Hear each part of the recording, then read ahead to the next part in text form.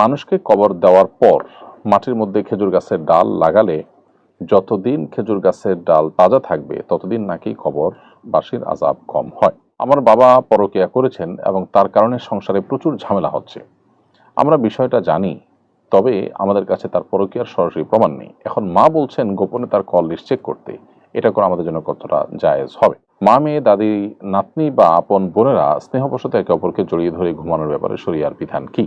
উম্মে সালমা আপনি লিখেছেন, মানুষকে কবর দেওয়ার পর মাটির মধ্যে খেজুর গাছের ডাল লাগালে যতদিন খেজুর গাছের ডাল তাজা থাকবে ততদিন নাকি কবরবাসীর আযাব কম হয়।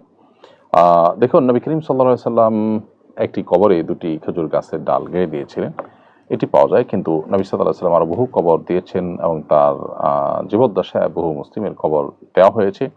অন্য কোথাও কিন্তু গাছের ডাল গাড়ার কোনো কথা নেই।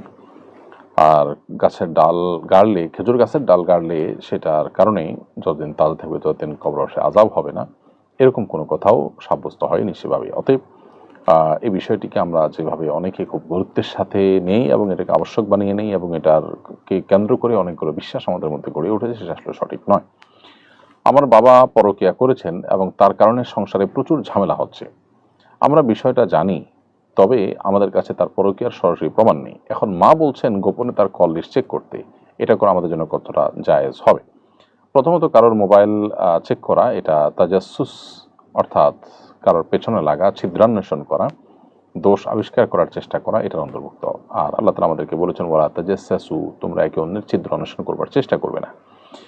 অবশ্য কারোর মধ্যে যদি এরকম আলামত প্রবল হয়, প্রকটভাবে দেখা দেয়, তাহলে সেক্ষেত্রে তার সংশোধনের উদ্দেশ্যে এটি করা যেতে পারে, যেটি আবিষ্কার করা গেলে তাকে সংশোধনের জন্য প্ল্যান প্রোগ্রাম করতে সহজ হবে। এরকম যদি প্রবল ধারণা হয় তাহলে সেক্ষেত্রে এটি করা যেতে পারে। অন্যথায় নিজেদের মধ্যে বিবাদ, বিতণ্ডা, মনের খেদ, জেদ এগুলো মেটাবার জন্য এ ধরনের তাজাসুসি করা এটা উচিত নয়, জায়েজ নয়। মা, মেয়ে, দাদি, নাতনি বা আপন বোনেরা স্নেহবশত একে অপরকে জড়িয়ে ধরে ঘুমানোর ব্যাপারে শরিয়ার বিধান কি? উভয়ের যদি স্বাভাবিক পোশাকে থাকেন তাহলে সেক্ষেত্রে কোনো অসুবিধা নেই। ফিতনার কোনো আশঙ্কা না থাকলে এবং হারামের কোনো লেশ না থাকলে মৌলিকভাবে এটাতে কোনো অসুবিধা নেই।